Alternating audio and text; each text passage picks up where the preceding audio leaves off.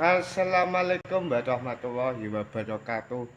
Kembali lagi ke channel Gus Tajib Doai Official. Pokoknya bertemu lagi ke channel Pas Tajib Official. Ya jeneng anyar le ku ning gone Gus Miftah wingi. Ning yo cair kae, cair sak yuta. Terus ya nek dadi Gus ki ya penak kuwi ya guys. Pokok iki nek dadi Gus ki ya sip lah. Ya penonton iki suara live kene iki ya sip kuwi.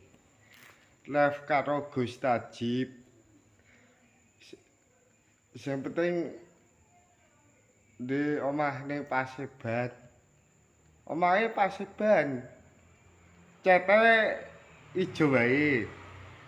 Terus nek tuku omah ning Cerak nganu Kabupaten Paseban ki nyeni kuwi. Le manggon ning Paseban tapi rombokku rati colke. Semelang ndak ta ono sing makani. Angger live streaming ngene iki ya ono sing makani. Terus ya sip kuwi nek live streaming. Gus Tajib live. Guse Paseban live. Pokoke ning Paseban ki jos kuwi. Kena nggo tuku son kaya teke Davin kae lho, guys. Sone Davin kae kan larangan jutaan. Terus nek live karo Gus Tajib ki ya sip kuwi. Live karo Gus Tajib. Pokoke nek live ki ya sip kuwi. Suwela live streaming. Terus ya Pak Ditangin kangen kuwi. Kangen live ku streaming. Kangen deh, kangen. Sing penting Blitar hadir Gus, oke siap. Terus sisa rabine karo kuwi.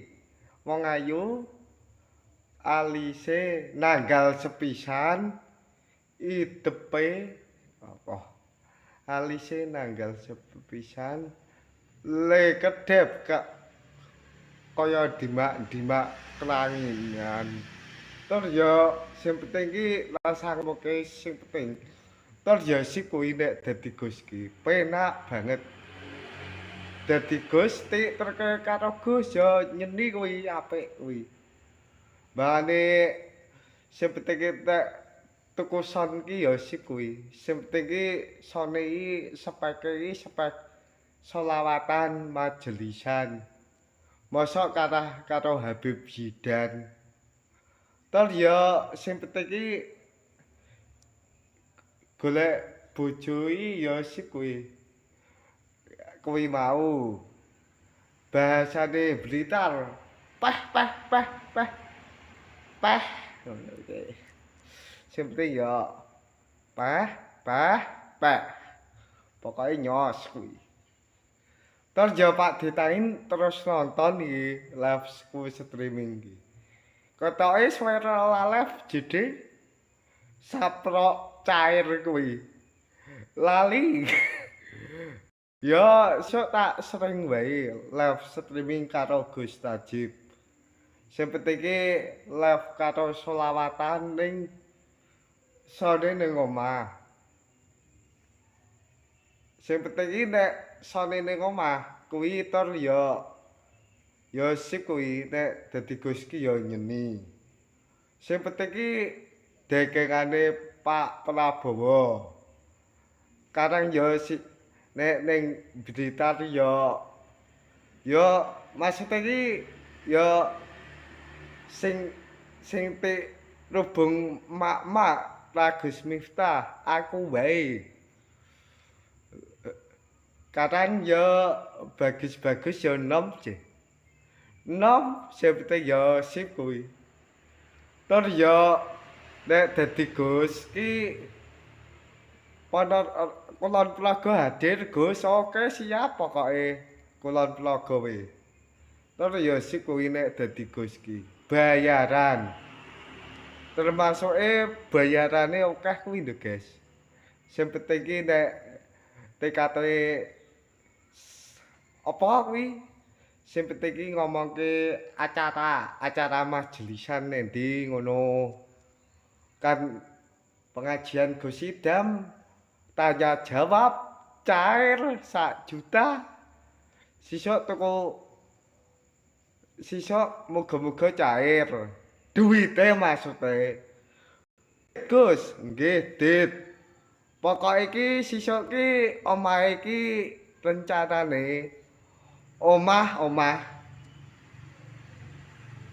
Rencanane ana gerbange kaya bentuke kaya nggone Gus Idam kae. Ngimpi kuwi sisuk TS pindah ning Paseban lagi iso. Tor ya nek tuku omah ning ngedeke kaya nggone Gus Idam ya iso. Hadite rong ana iki. Sing penting ya sik kuwi nek live karo Gus Tajib ki. Live streaming. Pokok iki nek live karo Gus Tajib ki ya nyenengke, bayaran tur happy.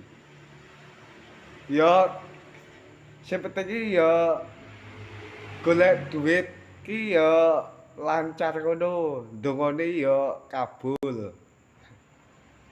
Jenengku pinter, engkaulah kabulkan doaku, amin. Ayo fastajib doai, kabulkan doaku, amin. Pokoke ngono iki.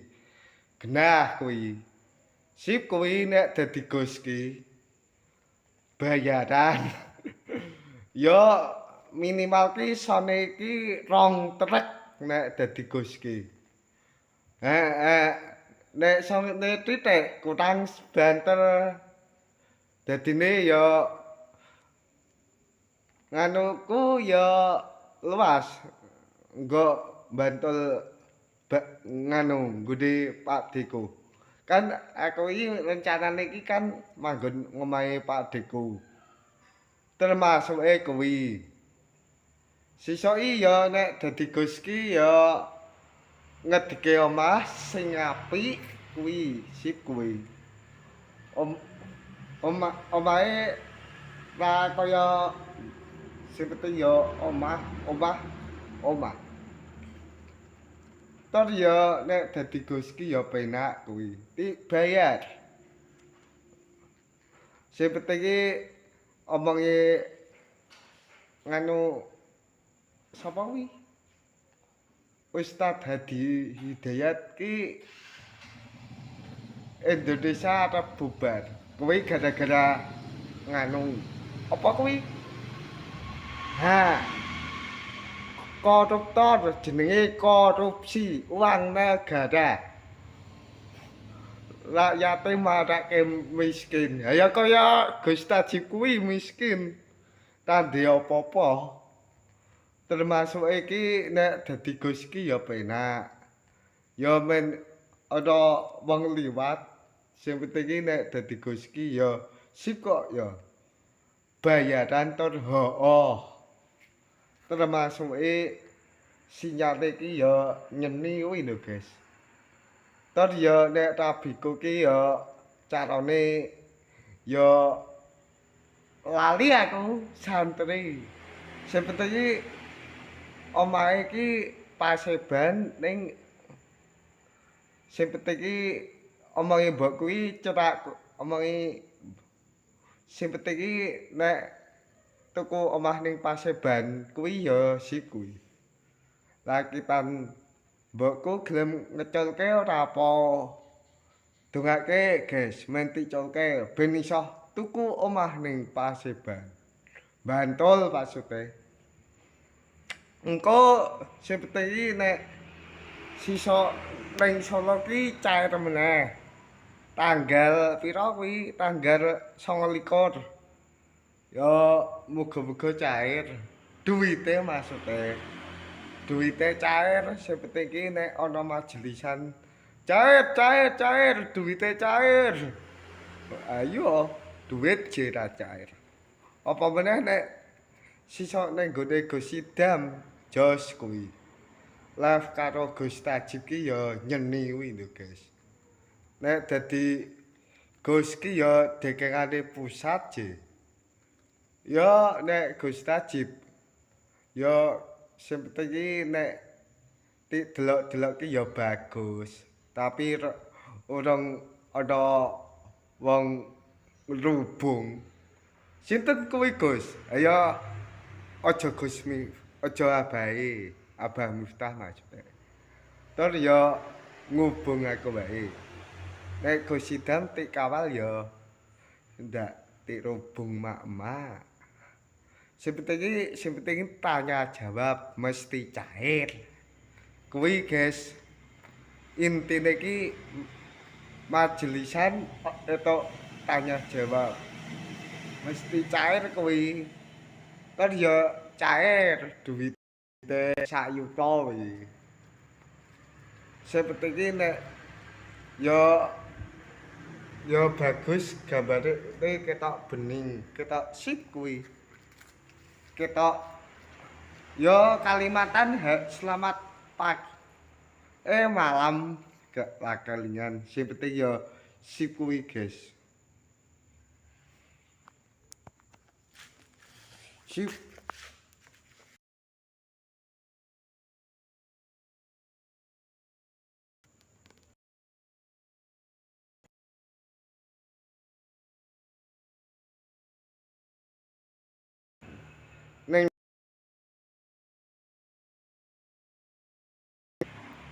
Ning Solo kuwi, Gus. Nggih, pokoke ning gone sapa ya. Tol ya sip kuwi. Live stream. Bengi-bengi live kuwi lho, guys.